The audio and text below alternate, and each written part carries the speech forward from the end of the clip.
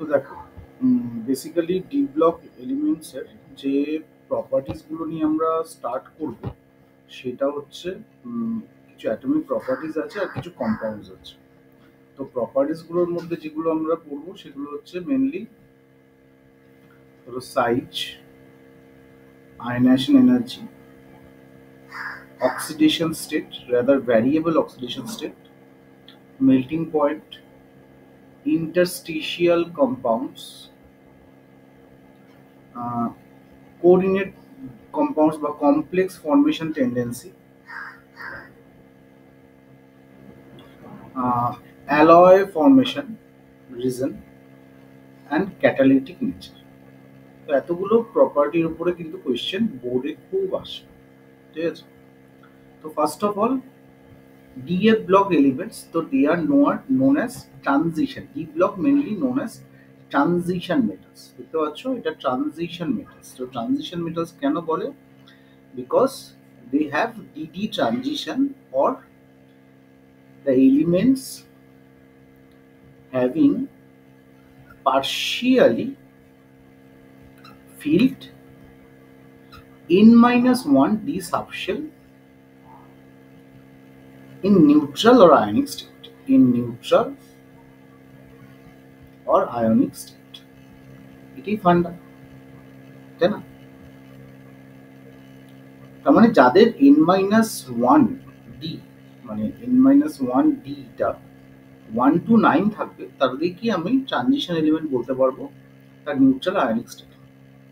Ionic স্টেটটা বলা উচিত first stable oxidation state, ঠিক আছে? On the other hand zinc, cadmium, mercury এদের যেহেতু D10 থাকে তাই এদেরকে আমি কখনো ট্রানজিশন এলিমেন্ট বলতে পারি না, তাই না? So they are not transition element, but they are d block element,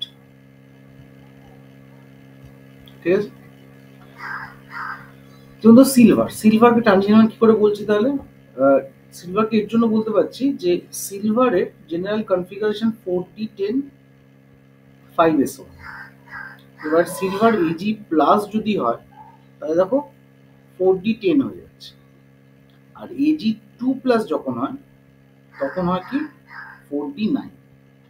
তার মানে সিলভার এখানে 2-3টে আয়নিক স্টেটে এক্সিস্ট করছে। তো সিলভার ট্রানজিশন এলিমেন্ট এখানে ট্রানজিশন এলিমেন্ট বলা হচ্ছে এর জন্য because it has a partially free D at its +2 state. Due to this, it is called transition element. ওকে, সব ক্লিয়ার হলো ট্রানজিশন এলিমেন্ট কেন? একমাত্র এদের মধ্যে একটাই এক্সেপশন আছে,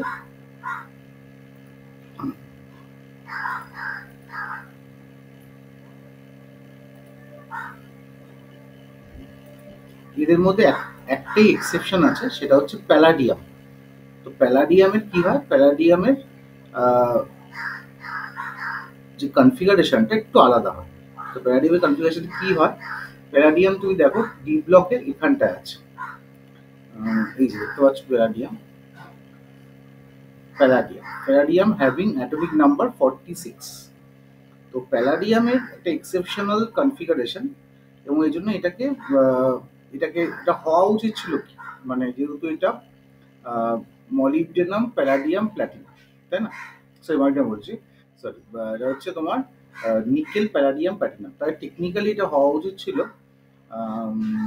5s2 4d8, বাট এখানে একটা এক্সেপশনাল নেচার দেখা যায় প্যালাডিয়ামে হচ্ছে কি হয়, এখানে 5s0 হয় আর 4d10, ঠিক আছে?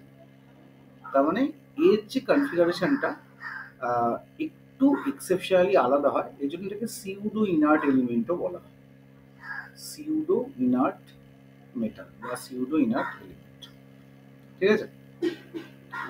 তো এটা একটু দেখা যায় এদের ক্ষেত্রে, তো এটা একটু মাথায় রাখতে হবে। যেমন ক্রোমিয়াম, কপারের যেরকম এক্সেপশনাল দেখা যায়, ঠিক আছে? যেমন ধরো আরেকটাও হয়, যেমন নায়োবিয়ামের জেনারেল কনফিগারেশন হওয়া উচিত ছিল technically 4d3 5s2, 4d3 5s2, কিন্তু এটা এক্সেপশনালি একটু আলাদা হয়, এটা 44 5s1, ঠিক আছে, মানে electrons are progressively filled in 4d orbit, electrons are progressively filled in 4D subshell বা অরবিট, ঠিক আছে, এটা একটু মাথায় রাখতে হবে। আরো কিছু দেখা যায়, যেমন ধরো তুমি যদি এটা দেখো, কি বলবো, রোডিয়ামটা দেখো, আর এইচ এর হওয়া উচিত কি এই 5s2 4d7 হওয়া উচিত ছিল, 5s2 4d7, কিন্তু এক্সেপশনালি দেখা যায়, এটা এক্সপেরিমেন্টালি এটা হচ্ছে 5s1 হয় আর 4d8, মানে একটা টেন্ডেন্সি দেখা যায় ইলেকট্রনসটা আস্তে আস্তে 4d বা 5dর দিকে যাচ্ছে। ওকে, ক্লিয়ার? যেমন প্ল্যাটিনামের হওয়া উচিত কি, প্ল্যাটিনামের হওয়া উচিত হচ্ছে 6s2 5d8, ঠিক আছে, 4f14 তো আছে, 4f14 তো আছে, 6s2 5d8 এরকম হওয়া উচিত, বাট এর কনফিগারেশন দেখা যায় একটু অন্যরকম, এর দেখা যায় হচ্ছে 4f14 6s1 5d9, ঠিক আছে, বা গোল্ডের হচ্ছে 4f14 5d10 6s1, ঠিক আছে। তো এগুলো একটু তাদের নর্মাল আব্বাও প্রিন্সিপাল থেকে একটু আলাদা, তো এর জন্য এগুলো একটু মাথায় রেখে, ঠিক আছে। হয়ে গেল, এবার আমরা চলে আসছি এদের সাইজ। এত অবধি কারোর কোনো ডাউট থাকলে বলতে পারো, ঠিক আছে, কারোর কোনো ডাউট নেই? আচ্ছা,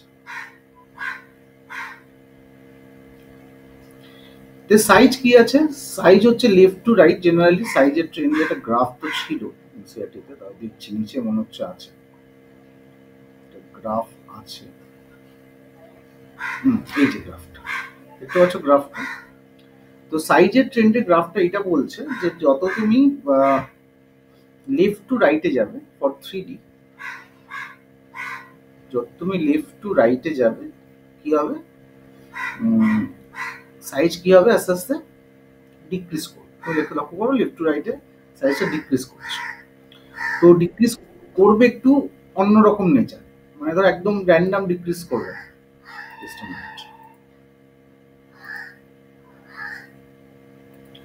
তো লেফট টু রাইটে যে সাইজের ট্রেন্ডটা ডিএফ ব্লকে দেখা যায়, তো দেখা যায় যে তুমি স্ক্যান্ডিয়াম থেকে তুমি যদি দেখো গ্রাফটা, স্ক্যান্ডিয়াম থেকে আস্তে আস্তে সবচেয়ে কম এসছে কোবাল্টে এসে, cobalt nickel, iron cobalt nickel কাছাকাছি, তারপর হঠাৎ করে কপার থেকে একটু জাম্প করেছে, তাই না?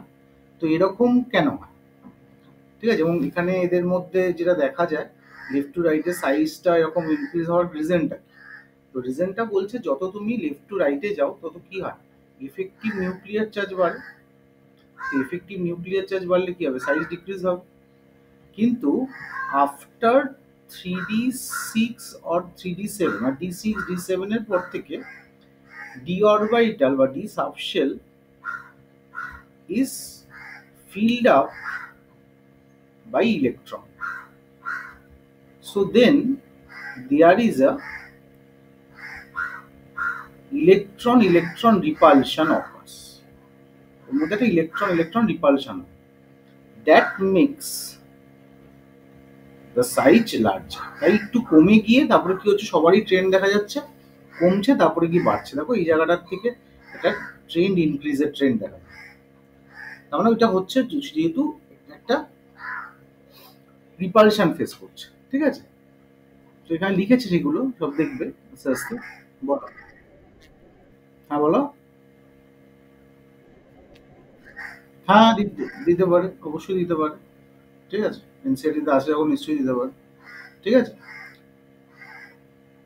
তো এবার যদি আমি top to bottom, left to রাইটে দেখলাম, এবার টপ টু বটম কি আছে, যখন তুমি টপ টু বটমে যাবে তুমি লক্ষ্য করো এইটা 3D, এইটা 4D আর এটা 5D, তখন নর্মালি কিন্তু 3D 4D থেকে বাড়ছে, তাহলে ফর টপ টু বটম যেটা দেখা যায় 3D থেকে 4D সাইজ বড়, 4D থেকে 5D সাইজ বড়, কারণ শেল বাড়ছে একটা করে, ঠিক আছে। কিন্তু এইটা দেখা যায় কার জন্য? For the third period, sorry third group, মানে এটা গ্রুপ 3 এর জন্য অ্যাপ্লিকেবল। কিন্তু এর পর থেকে মানে গ্রুপ 3 এর পর থেকে গ্রুপ 4 থেকে 12 অবধি, এটা মাথায় রাখবেন, এই 4th থেকে মানে এইটা থেকে 12 অবধি কি হয়, 3D থেকে 4D বাড়ে, কিন্তু 4D অলমোস্ট 5D সমান হয়ে যায়। ঠিক আছে, এই যে দেখো জার্কনিয়াম আর হাফনিয়াম দেখতেই পাচ্ছ, লিখে দিয়েছে দেখো এক্সিবিট সিমিলার রেডিয়াই। তো এর রিজন কি? এর রিজন হচ্ছে ওই 4F অরবিটালের ইনকর্পোরেশনের জন্য 5D তে একটা ল্যান্থানয়েড কন্ট্রাকশন হয়। ঠিক আছে, তো it is due to lanthanoid contraction. ঠিক আছে, ল্যান্থানয়েড কন্ট্রাকশন নিশ্চয়ই বলতে হবে না, যেহেতু filling of 4F orbital before 5D is a regular decrease in atomic size, কারণ 4F এর ডিফিউজ শেপ। ঠিক আছে, এবং ডিফিউজ শেপ হওয়ার ফলে কি হয়, ঠিকমতো কি করতে পারছে না, স্ক্রিন করতে পারছে না, ফলে নিউক্লিয়াস ভ্যালেন্স শেলকে জোরে টানছে, তো সাইজটা ডিক্রিজ হচ্ছে। So which is exceptionally compensated for the expected increase of atomic size with increasing atomic number. So the net result of the lanthanide contraction is the second and the third D series exhibit similar radii, have us very similar physical and chemical properties, much more than expected on the basis of family relationship. বুঝতে পারলাম? এটা কিন্তু খুব important, lanthanide contraction এই ডিজাইনটা দিয়ে question আসে। তার মানে শুধুমাত্র মাথায় রাখবো যে প্রথম যে গ্রুপটা গ্রুপ 3 মানে স্ক্যান্ডিয়াম, ইট্রিয়াম, ল্যান্থানাম, এর কিন্তু অর্ডারটা নর্মালি থাকবে, স্ক্যান্ডিয়ামের থেকে ইট্রিয়াম বাড়বে, ইট্রিয়ামের থেকে ল্যান্থানামের বাড়বে। কিন্তু তারপরে যেটা টাইটেনিয়ামের থেকে জার্কোনিয়াম বাড়বে, কিন্তু জার্কোনিয়াম আর হাফনিয়াম অলমোস্ট ইকুয়াল হয়ে যাবে, 4D আর 5D ইকুয়াল। ঠিক আছে, এটা 12 থেকে একদম শেষ অবধি হবে। এবং সিমিলারলি জিঙ্কের থেকে ক্যাডমিয়াম বাড়বে, ক্যাডমিয়াম আর মার্কারি অলমোস্ট সেম হবে। বলতে পারলাম? তাহলে এইটা হলো আমাদের কিসের ট্রেন্ড, এটা হলো আমাদের সাইজের ট্রেন্ড। তাহলে আমরা এরপর চলে যাচ্ছি আয়নাইজেশন এনার্জি।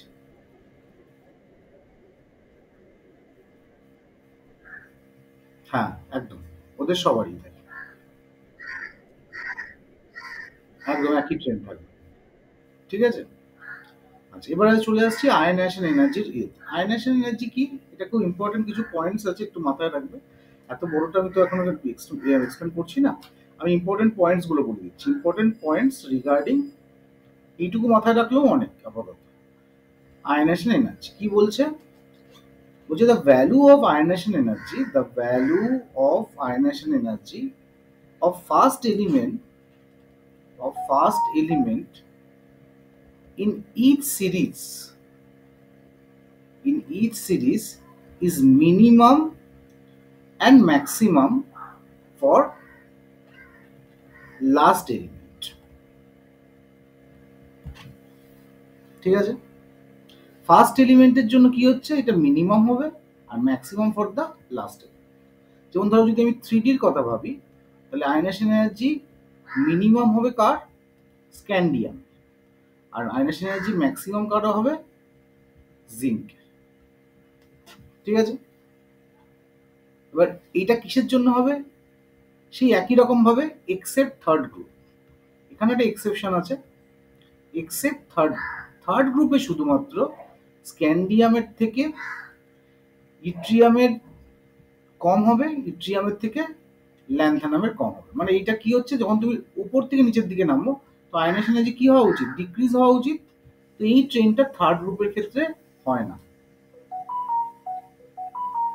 ঠিক আছে,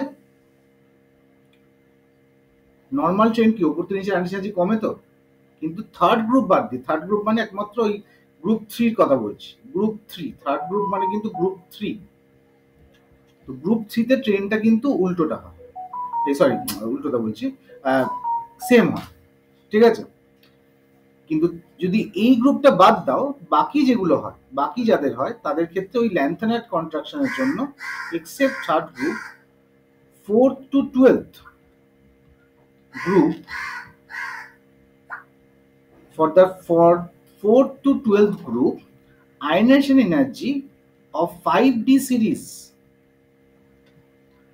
is maximum due to lanthanoid contraction. ঠিক আছে, তাহলে থার্ড গ্রুপ বাদ দিয়ে এই আয়নাইজেশন ট্রেনটা এখানে একটু আলাদা। ঠিক আছে,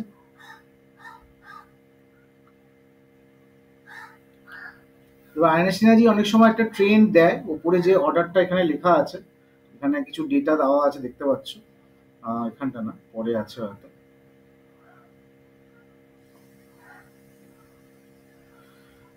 আপনারা দেখছি না আপাতত। তো আয়নাইজেশন এনার্জি যে ট্রেনটা, সেটা হচ্ছে, এটা মাথায় রাখবে, একটা ডেটাবেসের মতো। এটা অনেক সময় চলে আসে বা জিজ্ঞেস করে, ionisation energy, first ionisation energy for the 3D series, 3D series. তো এটা এরকম, এরকম মাথায় রাখতে পারো। सुनो विनीता, विनीता कमल थी,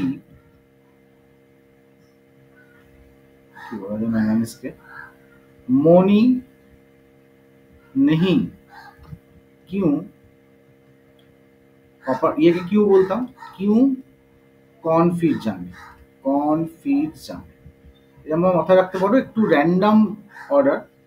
তো স্ক্যান্ডিয়ামের পরে ভ্যানাডিয়াম, ভ্যানাডিয়ামের পরে ক্রোমিয়াম, ক্রোমিয়ামের পরে আসে টাইটেনিয়াম, তারপরে আসে ম্যাঙ্গানিজ, তারপরে আসে নিকেল, তারপরে আসে কপার, তারপরে আসে কোবাল্ট, আয়রন, জিঙ্ক। তো এইটা হচ্ছে জেনারেল ট্রেন্ড। ঠিক আছে, ফার্স্ট আয়নাইজেশন এনার্জি রেসপেক্ট, এটা থার্ড পয়েন্ট মাথায় রাখতে পারো। ফোর্থ পয়েন্ট যেটা বলছে সেটা হচ্ছে সেকেন্ড আয়নাইজেশন এনার্জি রেসপেক্ট। বলছে ফর সেকেন্ড আয়নাইজেশন এনার্জি, মানে সেকেন্ড ইলেকট্রনটা যখন ছাড়তে বলছে, তখন বলছে in 3D series generally increases left to right। তো কিরম ব্যাপারটা,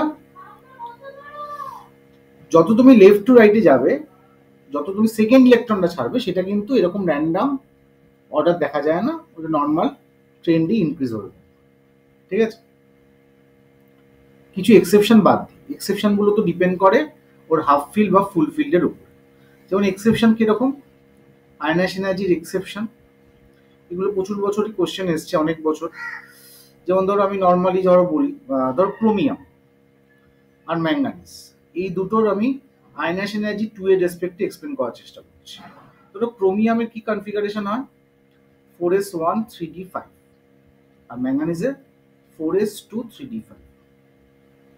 তাহলে যখনই ও অলরেডি একটা ইলেকট্রন ছেড়ে দিচ্ছে ক্রোমিয়াম, মানে ফার্স্ট আয়নাইজেশন এনার্জিতে, ও তো হাফ ফিল্ড হয়ে যাচ্ছে, তাহলে নিশ্চয়ই ফার্স্ট সেকেন্ড আয়নাইজেশন এনার্জি ক্রোমিয়ামটা ম্যাঙ্গানিজের থেকে বেশি হবে, কারণ ম্যাঙ্গানিজ দুটো ইলেকট্রন ছেড়ে স্টেবল হতে চাইবে, তার ওর ক্ষেত্রে ইলেকট্রন রিলিজটা ইজিয়ার।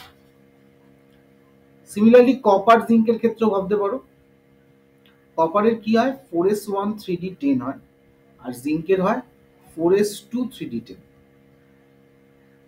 তাহলে এর ক্ষেত্রেও কি হবে, কপারটা জিঙ্কের থেকে বেশি হবে, কারণ কপার তো একটা ছেড়েই স্টেবল হয়ে গেছে, আর জিঙ্ক বলবে আমি দুটো চাচ্ছি, ইয়ে করতে চাইছি। তার মানে এখানে হাফ ফিল ফুল ফিল ক্লজটা চলে আসবে। বলতে পারলাম মেহুল, বুঝতে পারছো?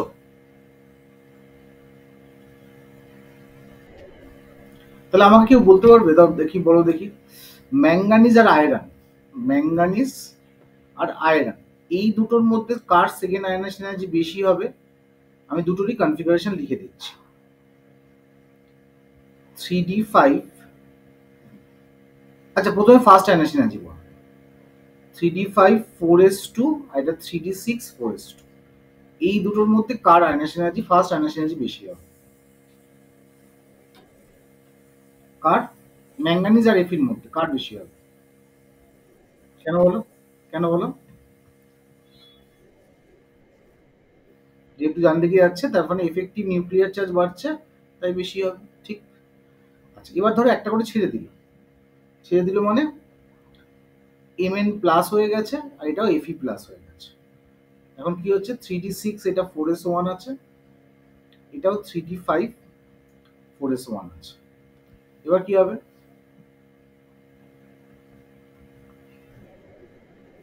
কেন?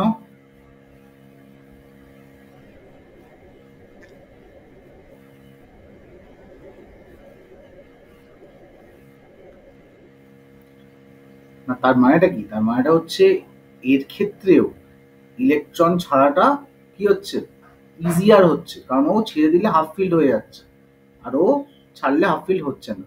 So that is also a reason. ঠিক আছে। কিন্তু যদি i3 বলি তাহলে কিন্তু Mn2+ Fe2+ থেকে বেশি হবে, কারণ ও অলরেডি হাফ ফিল অ্যাটেন্ড করে ফেলেছে আর ও করেনি। ঠিক আছে। হ্যাঁ, কনফিগারেশন করে করে দেখতে হবে, এগুলো কোশ্চেন খুব দেয়। হ্যাঁ, বলছো? না, বুঝতে পারলাম। বলো বলো। হ্যাঁ বাবু, রেকর্ড করছি, অসুবিধা নেই। কিন্তু শোনো, ফ্রেশ শুনলে তোমার ডাউট হলে তুমি ইয়ে করতে পারবে, এর জন্যই তোমাকে ডাকা। রেকর্ড করছি ক্লাসটা।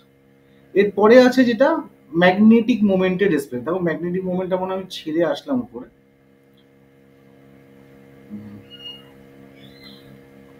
না, ছাড়িনি, পরে আছে। তো ম্যাগনেটিক মোমেন্টটা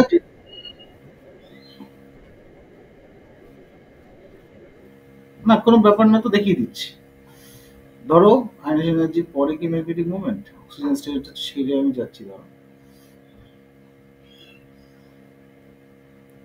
আচ্ছা, ওরকম ভাবে ডিরেক্টলি দেয়নি ম্যাগনেটিক মোমেন্টটা, আমি ম্যাগনেটিক মোমেন্টটা একটু করে বলে দিচ্ছি। হুম, এখানটাই বলে দিচ্ছি। তো ম্যাগনেটিক মোমেন্টটা কি বেসিক্যালি? ম্যাগনেটিক মোমেন্ট, ম্যাগনেটিক মোমেন্টটা হচ্ছে তার ম্যাগনেটিক প্রপার্টিকে ডিফাইন করে, তাই না? তো তার মানে যত বেশি আনপেয়ার্ড ইলেকট্রন হবে, আনপেয়ার্ড ইলেকট্রন যত বেশি হবে, তত ওটা কি হবে, মিউর ভ্যালু তত বেশি বাড়বে। কারণ mu equals to root over of n into n+2 Bohr magneton, এটা হচ্ছে ওর ফর্মুলা। তাহলে মিউটা কি হচ্ছে, এন এর সাথে ডিরেক্টলি প্রপোর্শনাল। যেমন ধরো আমি যদি বলি ক্রোমিয়াম 2+, এর কনফিগারেশন কি হবে? আর্গন 4s1 3d5 ছিল, এনটা হচ্ছে number of unpaired electron. 3d4, তাহলে এখানে এনটা কত, 4, তাহলে এর মিউ কত হবে, 4 × 4 + 2, তার মানে √24। তো √24 মানে কি, একদম 5-এর থেকে কম, মানে 4 পয়েন্ট সামথিং হবে। দেখো যদি ক্যালকুলেশন নাও করতে পারো। কি বলছো? এখানে 3d4 এ না না, 3d4 এ ক্রোমিয়ামে দেখো না কটা হয়, 4টে ইলেকট্রন, তো 4টে আনপেয়ার্ড না। ঠিক আছে। ক্রোমিয়াম প্লাস হলে 3d5 হলে 5টা হতো, ওর আবার মিউ আরো বেশি হতো। এবার ক্রোমিয়াম 3+ ধরো, যেটা বলছিলে তুমি, না যে আর আরেকটা ইলেকট্রন ধরো বেরিয়ে গেল 3d3, এর কি হবে, n3 হবে। তাহলে এর মিউ কত হবে, √3 × 3 + 2, তার মানে 3.99 সামথিং। তাহলে এইটুকু মাথায় রাখতে পারো যে তুমি যদি ক্যালকুলেশনও না পারো, এই যে এইটার √n এর উপর ডিপেন্ডেন্ট, মানে এনটার ভ্যালুটা থাকবেই। ঠিক আছে। যাই হোক, তো এর ভ্যালু যত বেশি বাড়বে, মানে এন যদি একটাও থাকে তাহলে সেটা কি হবে, প্যারাম্যাগনেটিক হবে। এর দু রকমের হয়, একটা প্যারা আর একটা ডায়া। ডায়া হয় যখন মিউটা 0 হয়, আর মিউ যখনই নট ইকুয়ালস টু 0 হবে সেটা প্যারাম্যাগনেটিক হবে। ওকে। আনপেয়ারটন থাকলে ডায়া হতে পারবে না, আনপেয়ারটন হলেই প্যারা হয়ে যাবে। আনপেয়ার থাকলে তো মিউ ইকুয়ালস টু 0 হবে না। আচ্ছা। হ্যাঁ হ্যাঁ। আচ্ছা, এবার চলে আসছি না, এবার চলে আসছি অ্যালয় ফর্মেশন। অ্যালয় ফর্মেশন মনে আছে?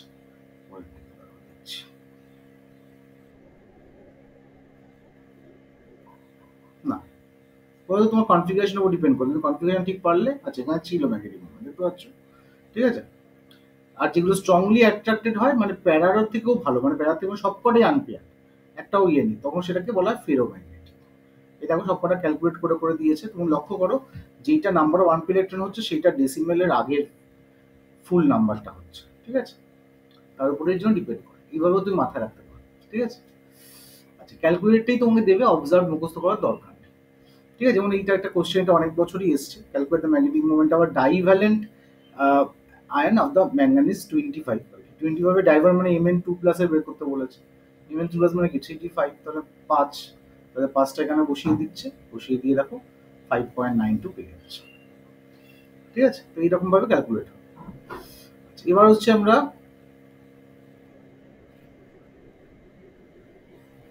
হ্যাঁ হ্যাঁ, যেগুলো আমি বলে দিলাম অ্যাটলিস্ট এইটুকু তো মাথায় রাখো, তাহলেই অনেক। এবার হচ্ছে অ্যালয় ফর্মেশন, অ্যালয় তো অনেক আছে, অ্যালয় কি হয়, অ্যালয়েজ আর formed by the atoms, আমি এতটা আর পড়ছি না, ছোট করে লিখে দিচ্ছি, formed by the atoms with similar metallic radii, মানে উইথ, এবার বলতে পারো উইথ মেটালিক রেডিয়াই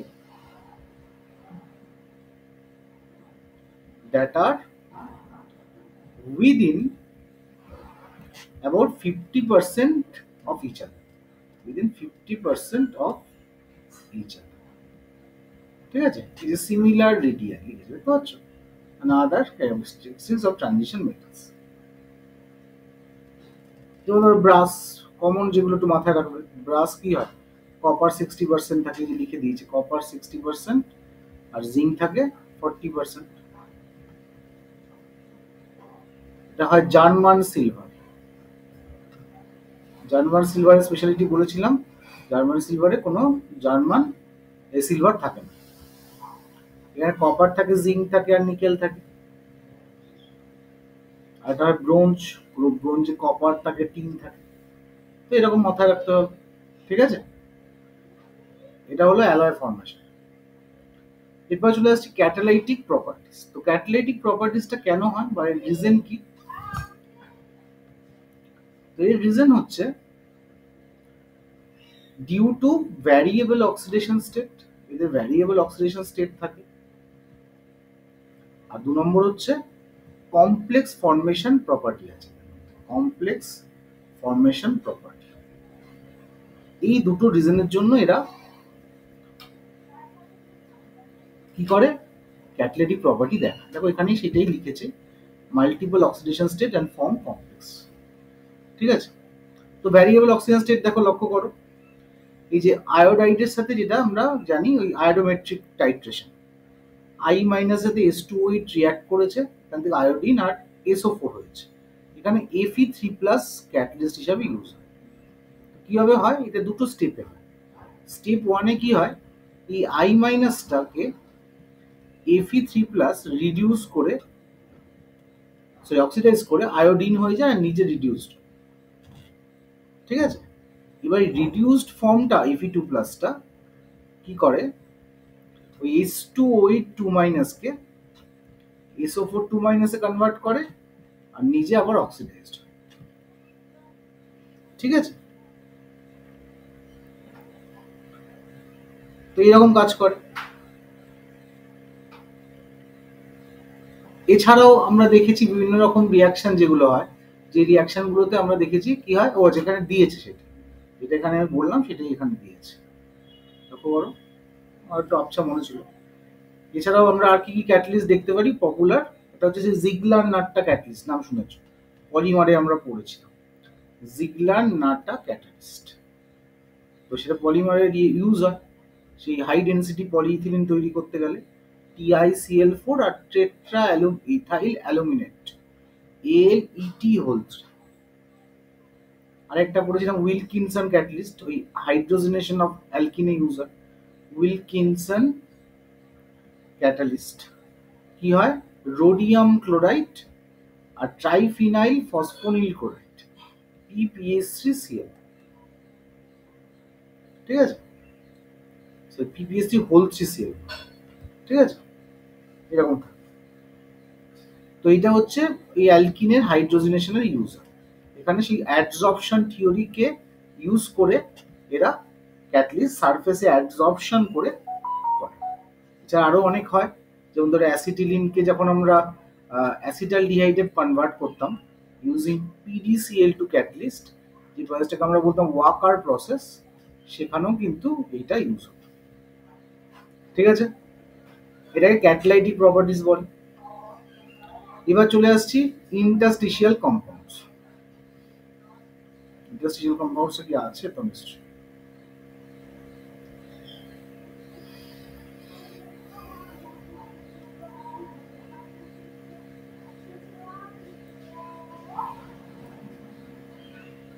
এই যে ইন্টারস্টিশিয়াল কম্পাউন্ডস, তো ইন্টারস্টিশিয়াল কম্পাউন্ডস কি বলছে দেখো। তো interstitial compounds are those which are formed when small atoms like hydrogen, carbon, nitrogen, boron trapped in the inside crystal of the metals. So they are usually non-stoichiometric and are neither typically ionic nor covalent. তো এইরকম টাইপের ফর্মুলাগুলো হয়। So the formulas quoted do not of course correspond to any normal oxidation state of the metal. So because of the nature of their composition, these compounds are referred as interstitial compounds. And the principal physical and chemical characteristics of these compounds are follows. কি বলেছে দেখো, তো বলেছে they have high melting points higher than those of normal metals, মানে মেটালের থেকে ধরো এই কম্পাউন্ডটার মেল্টিং পয়েন্ট বেশি হবে। ঠিক আছে, যেমন ধরো এই আমি কি বলবো, ধরো এনআইবি একটা বোরন হয়, বোরনের নিকেলের একটা কম্পাউন্ড, সেটা ইভেন হার্ডার দ্যান ডায়মন্ড। ঠিক আছে, বোরন কার্বাইড যেরকম ওরকম টাইপ। ঠিক আছে, ডিউ টু প্যাকিং। তারপর they retain metallic conductivity, they have high chemically inert হয় তারা খুব। ঠিক আছে, মেল্টিং পয়েন্ট খুব হাই হয় যেটা বললাম। তো এই হচ্ছে ফর্মেশন অফ ইন্টারস্টিশিয়াল কম্পাউন্ডস। বুঝতে পারলাম ইন্টারস্টিশিয়াল কম্পাউন্ডসটা। ইন্টারস্টিশিয়াল মানে কি, ধরো গ্যাপের মধ্যে ঢুকে, ধরো এই ধরো মেটাল, এরকম ধরো মেটালের ক্লাস্টার আছে, এই ধরো মেটালের ক্লাস্টার। ঠিক আছে, এবার এই গ্যাপের মধ্যে, ধরো এই গ্যাপের মধ্যে একটা এই দেখতে হচ্ছে হলুদ হলুদ, এগুলো ঢুকে গেল, এইগুলো হচ্ছে ওই হাইড্রোজেন, বোরন, কার্বনের।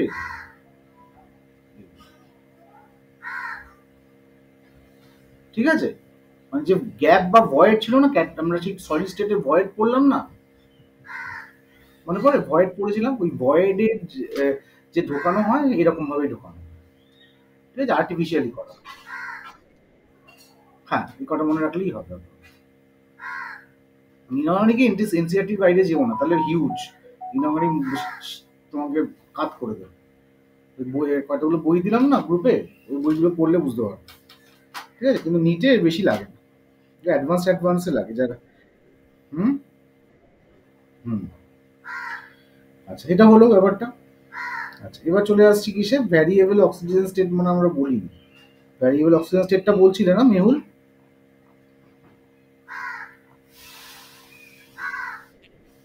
এত অব্দি কোনো ডাউট আছে?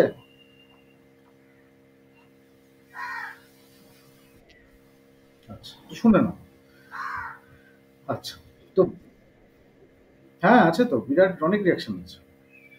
তো ভ্যারিয়েবল অক্সিজেন স্টেটটা কি, ভ্যারিয়েবল অক্সিজেন স্টেটটা হচ্ছে ডিফার করছে due to small energy gap between NS and N-2। তো variable oxidation state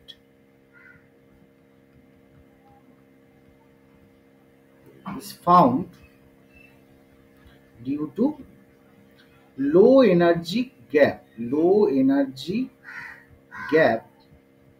between NS and N-1d electron।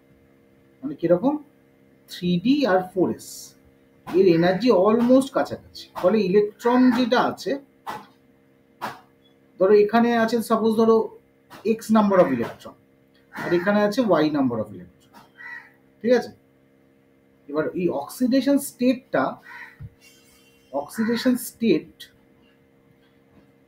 যে রেঞ্জটা হয়, range of the oxidation state হচ্ছে y to x plus y অব্দি vary করতে পারে।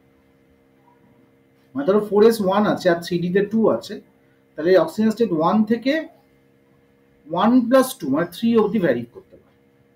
বোঝাতে পারছি? তারপর একটা এক্সাম্পল দেখাচ্ছি, একটু মন দিয়ে বোঝো। ধরো ম্যাঙ্গানিজে কি হয়, 3d5 4s2 হয়। তাহলে এর ওয়াই মানে কি, দুটো ইলেকট্রন ns এর, আর এক্স প্লাস ওয়াই মানে 2+5, তার মানে 7টা ইলেকট্রন। তো ম্যাঙ্গানিজের এই জন্য +2 থেকে +7 অব্দি দেখা যায়। দেখো, দেখতে পাচ্ছ, +2 থেকে +7 অব্দি।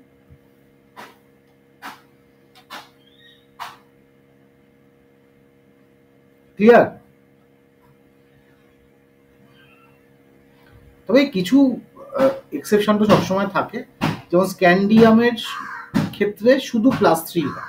স্ক্যান্ডিয়াম কিন্তু 4s2 3d1, এর কিন্তু 4s2 3d1, কিন্তু এক্সেপশনালি এখানে কি হয়, শুধু অনলি +3 হয়, অনলি এক্স প্লাস ওয়াই। ঠিক আছে? ক্রোমিয়ামের ক্ষেত্রে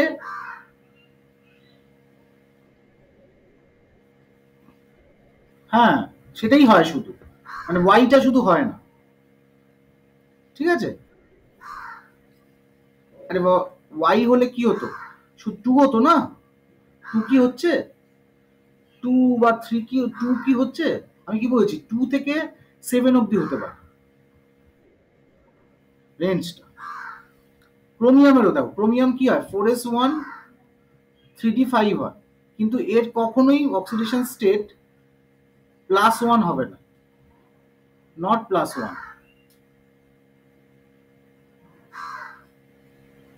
যেগুলো বোল্ড করে দেওয়া আছে না, দেখতে পাচ্ছ, এগুলো সবচেয়ে বেশি প্রভাব, সবচেয়ে বেশি এগুলো দেখা যায়। বাকিগুলো দেখা, যেমন কপারে +2টা মোর stable in aqueous medium, it is more stable in aqueous medium. কেন বলো তো?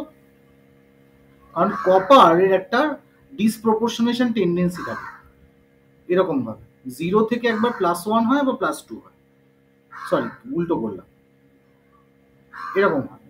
তার মানে এখান থেকে একবার রিডাকশনও হতে পারে, আবার এখান থেকে এটা অক্সিডেশনও হতে পারে। ঠিক আছে? বলছি কেন, বলছি in aqueous medium due to more hydration energy release, stability increases। জিজ্ঞেস করতে পারে কেন কপার 2+ বেশি স্টেবল। ঠিক আছে? এবার তুমি বলবে স্যার কেন হাইড্রেশন এনার্জি বেশি রিলিজ হলো, কপারের চার্জ বেশি, as copper 2+ has higher charge than copper+। যার চার্জ বেশি হবে তাকে ঘিরে তো ওয়াটার মলিকুল বেশি লেয়ার তৈরি করবে, তাই না?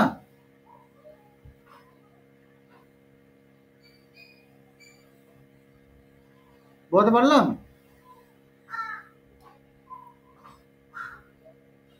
মেহুল বুঝতে পারলে ভ্যারিয়েবল অক্সিজেন স্টেটটা?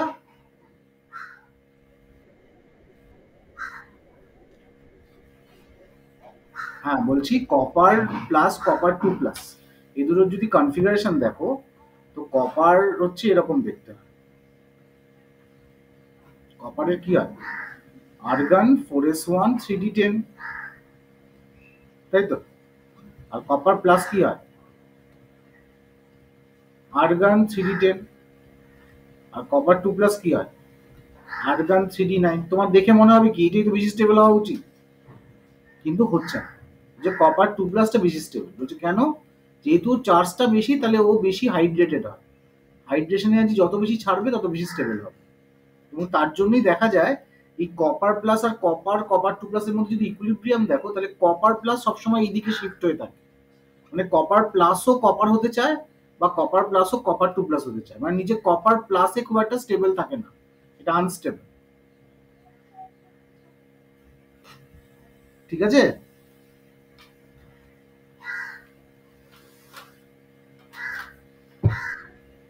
আচ্ছা,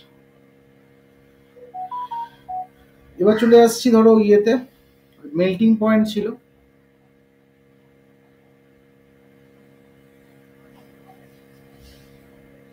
হ্যাঁ, এই হচ্ছে মেল্টিং পয়েন্ট ফিজিক্যাল প্রপার্টিজের মধ্যে। তো অ্যাকর্ডিং টু এনসিআরটি আমরা কি জানি যে মেল্টিং পয়েন্ট ডিপেন্ডস অন কিসের কিসের উপরে, নাম্বার অফ আনপেয়ার্ড ইলেকট্রন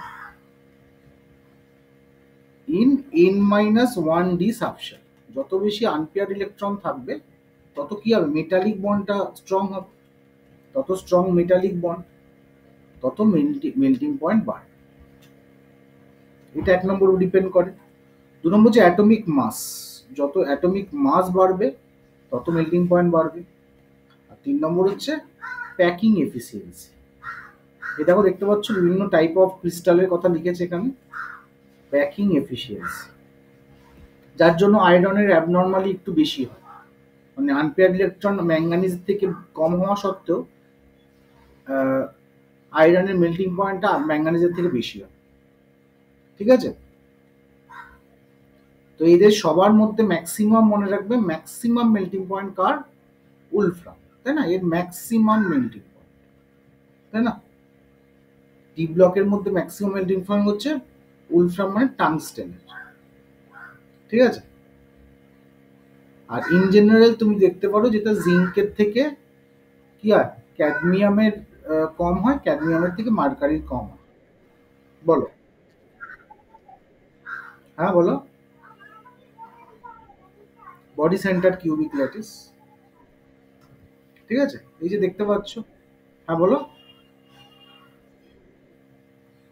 এগুলো দিয়েছে কারণ ওই বললাম না, প্যাকিং এফিসিয়েন্সির উপর ডিপেন্ড করে এরা। ঠিক আছে? তাহলে এই জিঙ্ক ক্যাডমিয়াম মার্কারি যেটা বললাম অর্ডারটা, zinc greater than cadmium greater than mercury, melting পয়েন্টের অর্ডারটা। তার মানে এর ক্ষেত্রে কি হচ্ছে, normally 3D greater than 4D greater than 5D। এই অর্ডারটা শুধুমাত্র মনে রাখবে থার্ড পিরিয়ড গ্রুপ আর 12 গ্রুপের জন্য হয়। আর মাঝখানে 4 to 10 গ্রুপের জন্য কিরকম হয় অর্ডারটা, 4th গ্রুপ মানে কি, এই গ্রুপটা কি বলবো, হ্যাঁ, 3D থেকে 4D বেশি হয়, 4D থেকে 5D বেশি হয় এই অর্ডার। ঠিক আছে? আর শুধুমাত্র 11th গ্রুপ যেটা, 11th গ্রুপের ক্ষেত্রে একটু আলাদা হয়। এর ক্ষেত্রে মনে রাখবে যে কপার এর থেকে গোল্ডের কম হয়, গোল্ডের থেকে সিলভারের কম হয়। এটা একটা এক্সেপশন। ঠিক আছে? মানে 3D তারপরে 5D তারপরে 4D। ঠিক আছে? এগুলো ডেটা থেকে করা, তাই এগুলো একটু মাথায় রাখো। ওকে?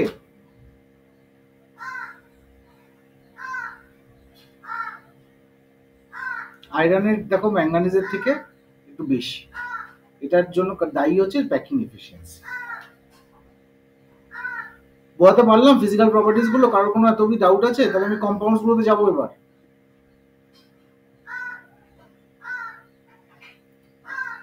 অংশ বুঝলে?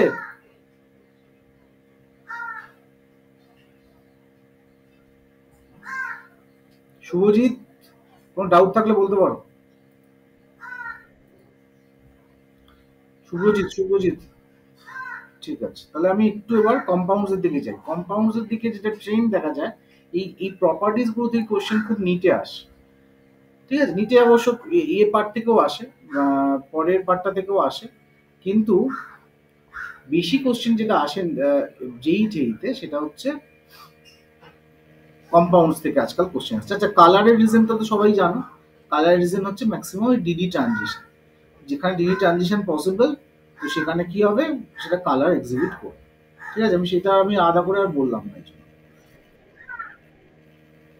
কালারগুলো পারলে করো, দিতেই পারে, কমন তো আছে কিছু জানো। আচ্ছা, তাহলে আমরা এবার একটু কম্পাউন্ডস এর দিকে যাই। হ্যাঁ, তো কম্পাউন্ডস এ প্রথমে হচ্ছে যাচ্ছি, সেটা হচ্ছে পটাশিয়াম ডাইক্রোমেট।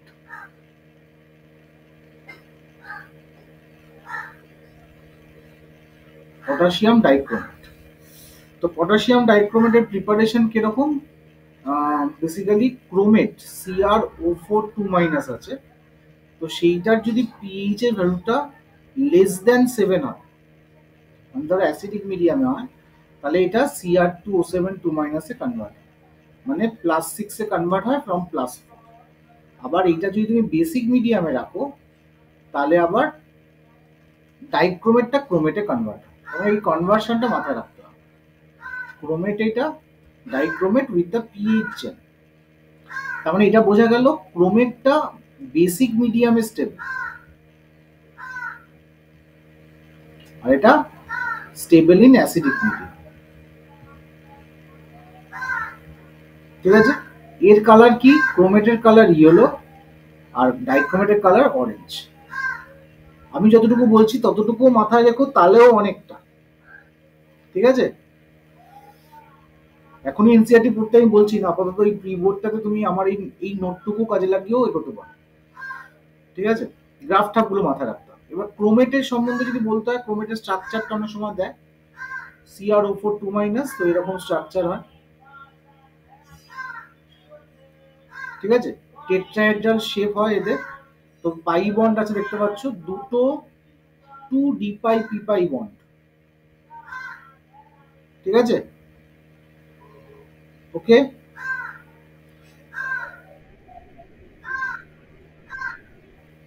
না, সিঙ্গেল বন্ড হয় না, এটা রেজোনেন্সের জন্য। তুমি যেটা বলছো এটা রেজোনেন্সের জন্য, মানে ধরো এগুলো রেজোনেন্স করে, তো রেজোনেন্স যখন করে তো এটা রেজোনেটিং স্ট্রাকচারটা এরকম, যেটা তুমি এনসিআরটিতে পাবে হয়তো।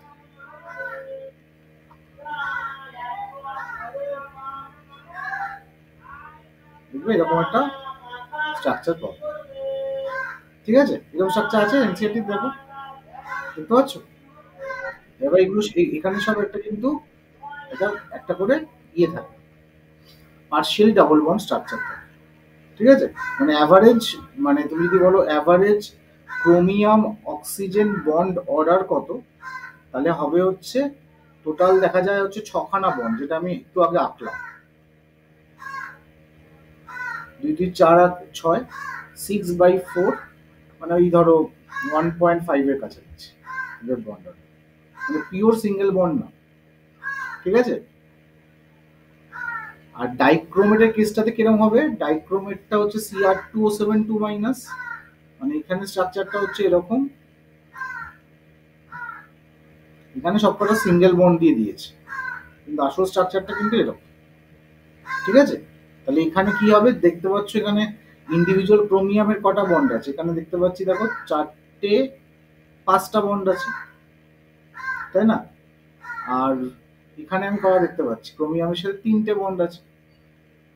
ওকে, তাহলে আমার ওই 1.6 এর কাছাকাছি বন্ড হবে ক্রোমিয়াম অক্সিজেন। এখানে ক্রোমিয়াম অক্সিজেনের বন্ডটা হচ্ছে 1.6 এর কাছাকাছি। ঠিক আছে, এখানে ইন্ডিভিজুয়াল কিন্তু এখানেও ক্রোমিয়াম গুলো কিন্তু টেট্রাহেড্রালে থাকে, আর এখানে 4খানা 4 pি-ডি বন্ডিং লক্ষ্য করা যায়। ঠিক আছে, এখানে দুটো টাইপের ক্রোমিয়াম অক্সিজেন বন্ড আছে দেখতে পাচ্ছ ছবিতে, যে স্ট্রাকচার গুলো। এইখানে একটা বন্ড লেন্থ আছে ক্রোমিয়াম অক্সিজেনের, আর এখানে একটা বন্ড লেন্থ আছে ক্রোমিয়াম অক্সিজেন। তো মনে রাখবে, এটা যদি আমি এ ধরি আর এটা যদি বি ধরি, তাহলে দেখো এটা গ্রেটার দেন বি। ঠিক আছে, এবার এটা কেন হয়? বলছে যে ডিউ টু রেজোনেন্স, বিটা ছোট হয় এর জন্য, it is smaller due two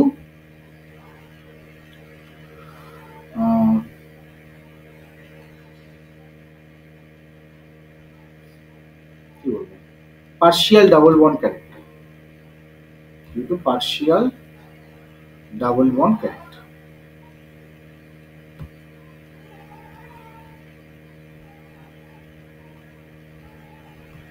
ঠিক আছে, পার্শিয়াল ডাবল বন্ডটা কেন হয়? রেজোনেন্সের জন্য। এই বন্ড অ্যাঙ্গেলটা পারলে মুখস্থ রেখো, 126 ডিগ্রি বন্ড অ্যাঙ্গেল। ঠিক আছে,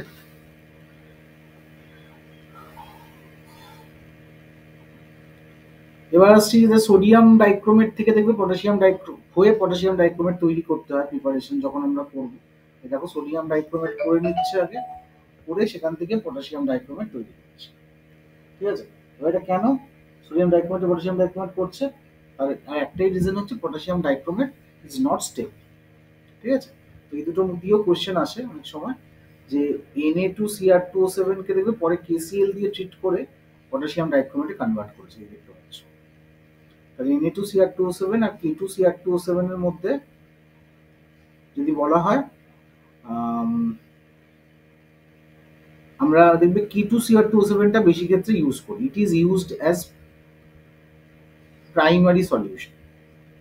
প্রাইমারি সলিউশন মানে যে সলিউশনে কনসেন্ট্রেশন চেঞ্জ হয় না, স্ট্যান্ডার্ড সলিউশন। আর সোডিয়াম ডাইক্রোমেটকে কখনো প্রাইমারি সলিউশনে ইউজ করা যায় না, can't be used in primary solution. এর জন্য ল্যাবে দেখবে আমরা পটাশিয়াম ডাইক্রোমেট ইউজ করি, কিন্তু বাকি সমস্ত নেচার কালার একই রকম। এখানে রিজনটা কি মাথায় রাখবে? Due to its hygroscopic nature, concentration will be changed and need to measure every time, যেটা আমাদের হয় দেখবে আমরা ল্যাবে যখন সোডিয়াম হাইড্রোক্সাইড প্রিপেয়ার করে রাখি তখন দেখবে সোডিয়াম হাইড্রোক্সাইডকে বারবার আমাকে টাইট্রেট করে করে দেখতে হয়। কিন্তু অক্সালিক অ্যাসিড কিন্তু একবার তৈরি করলে ওটা প্রায় 1 মাস পরেও তুমি ইউজ করতে পারবে অ্যাজ এ প্রাইমারি সলিউশন। বুঝতে পারলাম?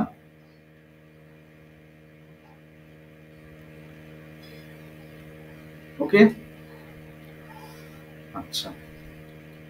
ডাইক্রোমেটের কালার তো অরেঞ্জ। আচ্ছা, এই অরেঞ্জ বা কালারটা কিন্তু এর মানে এর যে কালারটা অরেঞ্জ, এই অরেঞ্জের রিজন কিন্তু চার্জ ট্রান্সফার স্পেকট্রা। এটা কিন্তু ডিডি ট্রানজিশনের জন্য না, এটা মাথায় রাখবে, এটা চার্জ ট্রান্সফার স্পেকট্রার জন্য হয়, সিটি স্পেকট্রা বলে। আচ্ছা,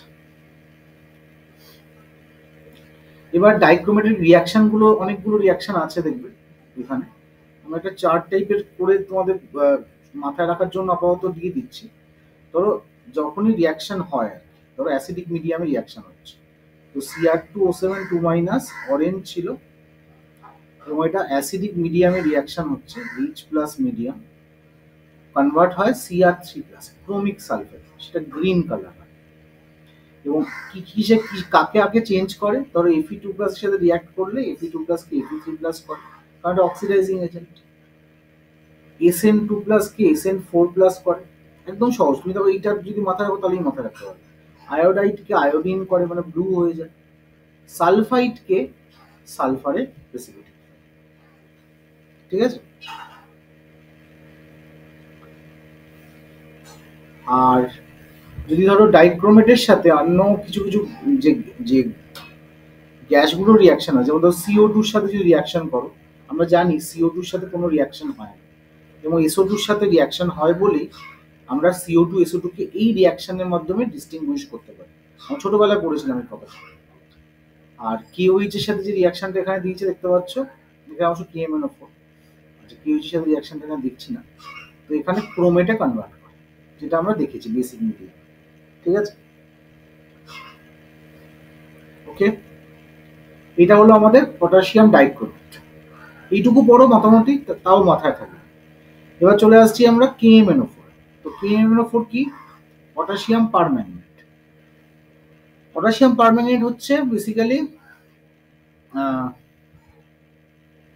ম্যাঙ্গানিজ ডাইঅক্সাইড থেকে তৈরি করা হয়। যাই হোক, যেখান থেকে তৈরি করা হোক, এই MnO4 2- এটা হচ্ছে পটাশিয়াম ম্যাঙ্গানেট, এটা হচ্ছে ম্যাঙ্গানেট আয়ন।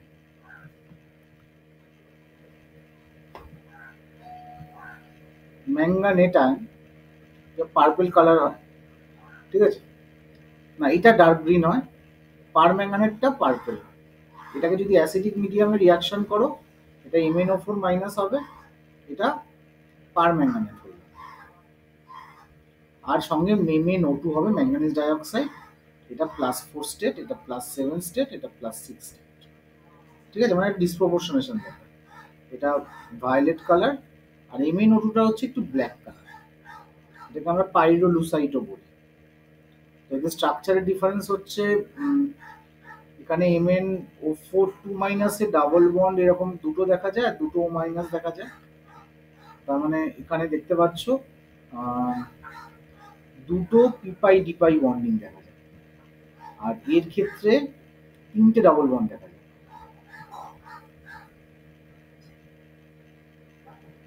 এরকম, ঠিক আছে?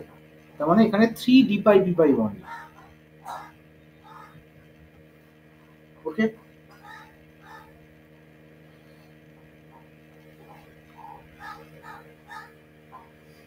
তো এই হলো ব্যাপারটা। এই দুটোর মধ্যে আরেকটা তুমি অনেক সময় ডিফারেন্স মাথায় রাখতে পারো, যে MnO4 2- আর MnO4-। এটা কি বললাম, এটা একটু গ্রিন কালার, মাথায় রাখার জন্য আমি একটু কালারটা গ্রিনে লিখছি। এটা গ্রিন কালার হয়, এখানে Mn6+ স্টেটে থাকে। তো 6+ মানে 6টা ইলেকট্রন বেরিয়ে গেছে, মানে 3d1 আছে। তার মানে এটা একটা আনপেয়ার্ড ইলেকট্রন, তার মানে এটা প্যারাম্যাগনেটিক, তাই না? আর এর ক্ষেত্রে পার্পেল কালার হয়, তার মানে এটা Mn7+, তার মানে 3d0 হয়। তাহলে n এর ভ্যালু 0 হয়, তাহলে এটা ডায়াম্যাগনেটিক হয়, তার মানে এটা ম্যাগনেট দিয়ে অ্যাট্রাক্টেড হবে না, ঠিক আছে? কিন্তু যদি টেম্পারেচার ইনক্রিজ করো তখন it can show slight paramagnetic nature, ঠিক আছে?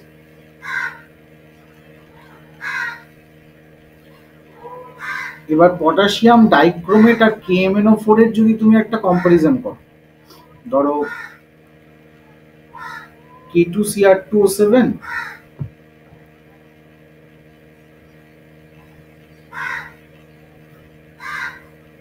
K2Cr2O7 আর KMnO4। KMnO4টাকে আমি অন্য কালি দিয়ে লিখছি যাতে সুবিধা হয় তোমার বুঝতে। এটা KMnO4।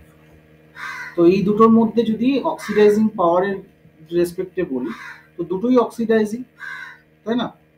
তো এখানে ম্যাঙ্গানিজ কত স্টেজে থাকে, +7 স্টেজে থাকে, আর এখানে ও কত স্টেজে থাকে, +6 স্টেজে থাকে, তাই না?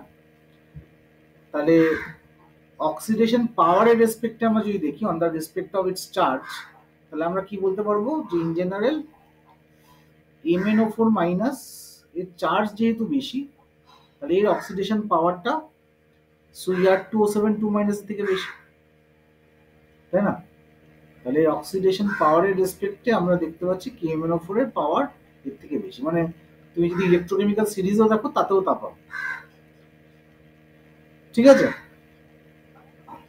তাহলে MnO4- কে যদি আমি Mn কি বলবো 2+ এ কনভার্ট করি ইন অ্যাসিডিক মিডিয়াম, তাহলে এখানে কালার কালার চেঞ্জ করে, এও চেঞ্জ করে কি, সেই Fe2+ কি Fe3+ এ, Sn2+ কি Sn4+ এ, C2O4 2- কে CO2 তে, SO2 কে SO4 2- এ, ক্লোরাইড কে ক্লোরিনে কনভার্ট করে। এটা হচ্ছে অ্যাসিডিক মিডিয়াম। আর যদি ধরো বেসিক মিডিয়ামে দেখো, MnO4- ইন বেসিক মিডিয়াম, তাতেও কনভার্ট হয় নিচে MnO2 তে। এটা একটু মাথায় রাখবে, হ্যাঁ, বেসিক মিডিয়ামে কিন্তু নিচে MnO2 তে কনভার্ট হয়। তো এখানেও ও কি করে, ফেরাসকে ফেরিক করে, থায়োসালফেটকে সালফেট করে, সালফাইডকে সালফার করে, অক্সালেটকে CO2 করে। ওকে,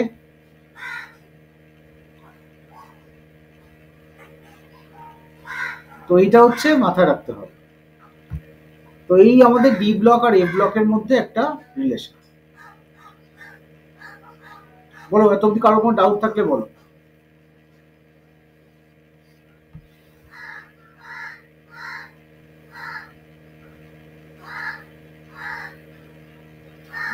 তাহলে আমরা একটু এ ব্লকের দিকে যাবো এবার। এই যে রিয়াকশন গুলো এখানে আছে সেগুলোকে আমি শর্ট ফর্মে কিন্তু বলে দিলাম। এবার তাহলে আমরা ইনার, হ্যাঁ দেখো নিটে তো আসতেই পারে, নিটে আমি নিটের জন্য আমি করে দিলাম, ঠিক আছে।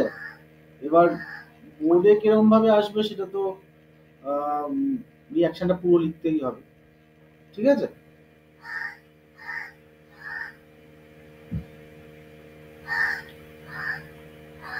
এবার আমরা ল্যান্থানয়েড চলে আসছি। ল্যান্থানয়েডস এর ক্ষেত্রে কি হয়, জেনারেল ফর্মুলাটা কি হয়, n-2 f1 to 14 ns, general ফর্মুলাটা কি হয়, n-2 f0 to 14 n-1 d0 1 2 R ns, তাই না। কিছু কিছু এক্সেপশন হলে, হ্যাঁ বলো, এই জায়গাটা এক্সেপশনটা দেখা যায়, ঠিক আছে। একমাত্র মনে রাখবে n-1 d2টা দেখা যায় গ্যাডোলোনিয়াম, এটা একটা এক্সেপশন, যার z ইকুয়ালস টু 90। ওকে, এদের না একটু কনফিগারেশনটা মাথায় রাখতে হবে। কনফিগারেশনটা এখানে দিয়েছে, এটা এটা পারলে একটু মাথায় রেখো, অন্তত 4f-টা মাথায় রাখো, ঠিক আছে, খুব ইম্পর্টেন্ট।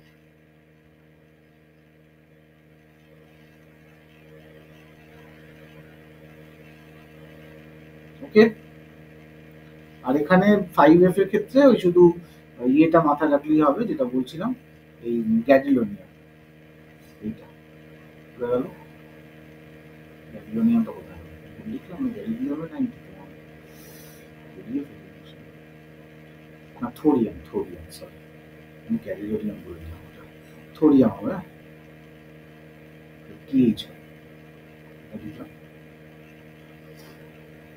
এটা থোরিয়াম।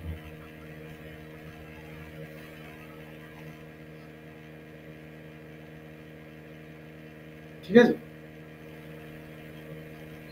দেখো এখানে 6d2 আছে, আর 6d2 কোথাও দেখা যাবে না।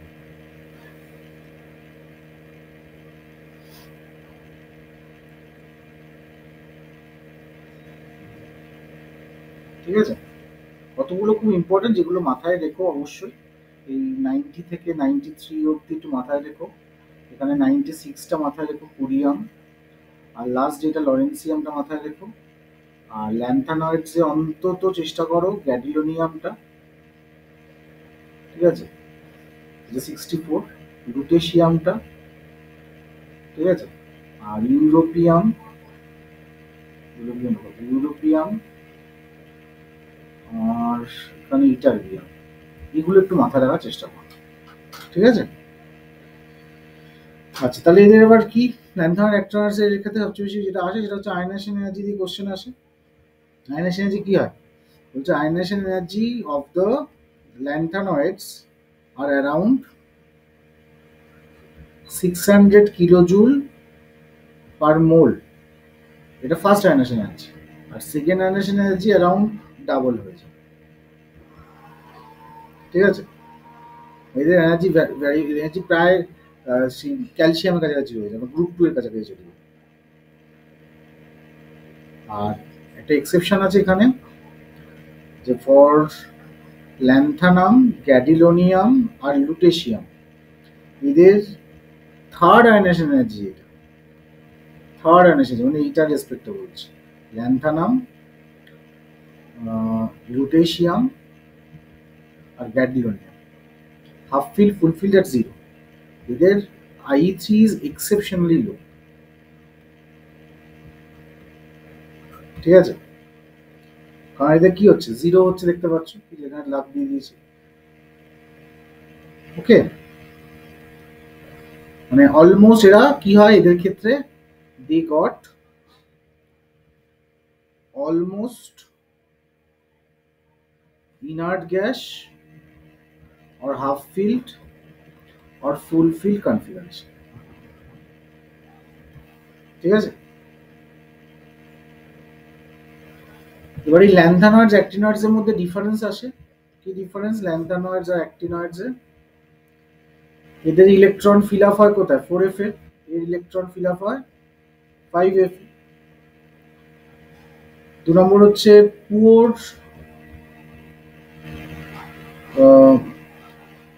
Screening constant of 4F electron, আর এখানে কি হচ্ছে মোর পুয়ার হবে, আরো হবে কারণ আরো ডিফিউজড স্ক্রিনিং কনস্ট্যান্ট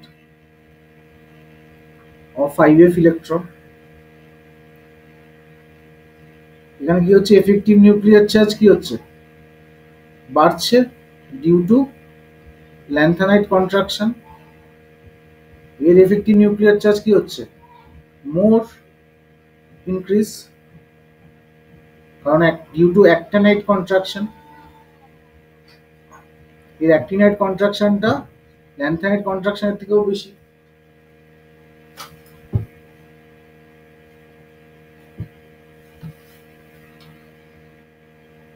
এর কমন অক্সিডেশন স্টেট কি +3। এর কমন অক্সিজেন স্টেট কি জেনারেলি +7 হয়, ঠিক আছে, +3ও দেখা যায়, ঠিক আছে। Mainly variable oxidation state, variable oxidation state. ওকে, আর কি কম্পারিজন হতে পারে সাইজের দিক দিয়ে যদি বলো অ্যাক্টিনয়েডস এর সাইজ বড় হয় দেন ল্যান্থিনয়েডস, কারণ এর এন এর ভ্যালু 7, এর এন এর ভ্যালু 6।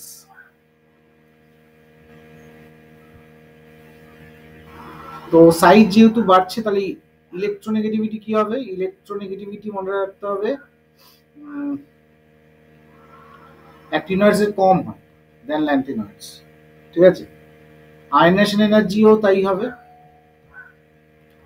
অ্যাক্টিনয়েডস এর কম হবে দেন ল্যান্থিনয়েডস, ঠিক আছে।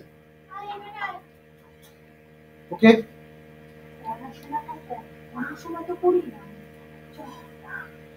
নেক্সট আসছে কি basic property. Basic property, basic প্রপার্টিটা কি হবে, তো বেসিক প্রপার্টি হচ্ছে ল্যান্থানাম থেকে, ল্যান্থানাম হাইড্রোক্সাইড থেকে যখন তুমি ডান দিকে যাচ্ছ লুটেনিয়াম হাইড্রোক্সাইডের জন্য, তো কি হচ্ছে সাইজ কমছে, তাহলে ইলেকট্রোনেগেটিভিটি কি হচ্ছে বাড়ছে, তো অ্যাসিডিক নেচার বাড়বে আর বেসিক নেচার, ঠিক আছে, এটা একটু মাথায় রাখতে হবে। আর কালারের রেসপেক্টে যদি বলি, কালার হচ্ছে almost all M3+ ions, trivalent ions of lanthanoids are colored except La3+ আর Lu3+, ঠিক আছে। কেন এগুলো কালার হচ্ছে না, তার কারণ এরা হচ্ছে F0 থাকে একজন, একজন F14 এ, তো নো FF ট্রানজিশন। যদি FF ট্রানজিশন না হয় তাহলে কি হবে, এরা কালারলেস হবে, এরা কালারলেস এবং এরা ডায়াম্যাগনেটিক, কোনো আনপেয়ার্ড ইলেকট্রনও নেই। ওকে,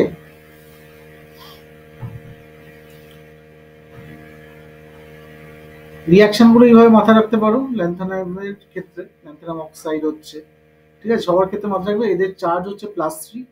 এই কম্পাউন্ডগুলো যে তৈরি করে লক্ষ্য করো সবারই +3 অক্সিজেন স্টেট, ঠিক আছে। ধরো ওয়াটারের সাথে রিয়াকশন করছে, কোথায় ওয়াটারের সাথে রিয়াকশন, হ্যাঁ, তো Ln +3 ইলেকট্রন, আর ওয়াটারের কি হচ্ছে H+ আর OH-, তো তিনটে OH- এর সাথে অ্যাটাচড হচ্ছে, হয়ে গিয়ে LnOH3 হচ্ছে, আর ল্যান্থানাম যে তিনটে ইলেকট্রন ছেড়েছিল সেটা ইলেকট্রনের সাথে অ্যাটাচড হয়ে গিয়ে হাইড্রোজেন গ্যাস হচ্ছে, ঠিক আছে। এইটা একটু মাথায় রাখতে হবে। আরেকটা দেয় সেটা হচ্ছে অক্সিডেশন স্টেটের রেসপেক্টে কিছু কোয়েশ্চেন দেয়, যেমন ধরো সেরিয়াম লিখেছে, দেখো name of member of lanthanoid series which is well known as +4 oxygen state, সেটা হচ্ছে সেরিয়াম 4+। এবার কেন, ওয়াই সেরিয়াম 4+, কোশ্চেনটা এইভাবেও দেয়, why cerium 4+ can be used as analytical reagent in aqueous medium.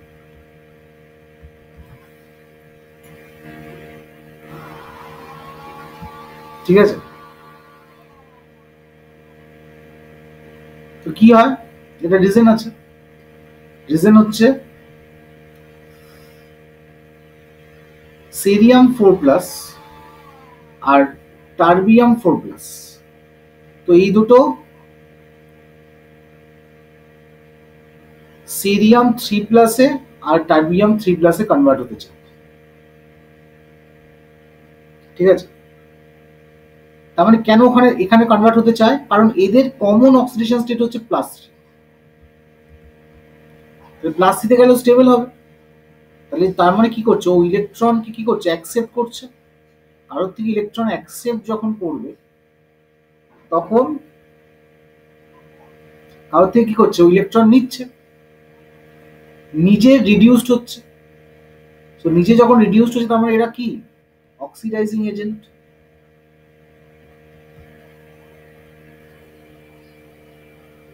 As well as সেরিয়ামের যে ইজিরো ভ্যালু, মানে সেরিয়াম 4+ থেকে এই সেরিয়াম 3+ এর যে ইজিরো ভ্যালু সেটা বেশ পজিটিভ। তার মানে রিয়াকশনটা স্পন্টেনিয়াস।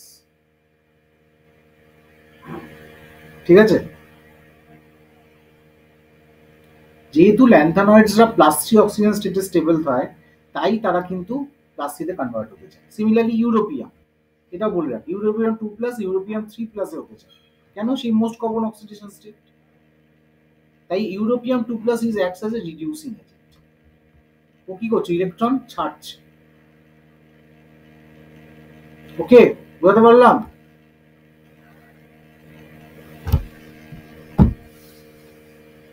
নিউল বোঝা গেল?